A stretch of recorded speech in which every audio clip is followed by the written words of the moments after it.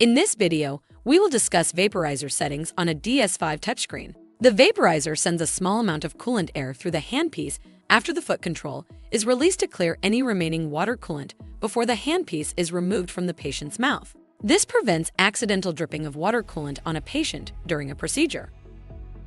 Begin by opening the settings menu. Select Equipment Settings. Then Delivery System. Under General, select Handpieces.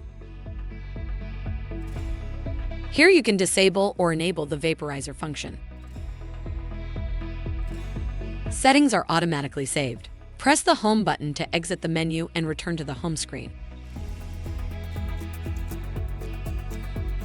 If you have additional questions, please call customer service at 1-800-547-1883. A helpful A-dec associate is just an email or phone call away. That's one thing you can always count on.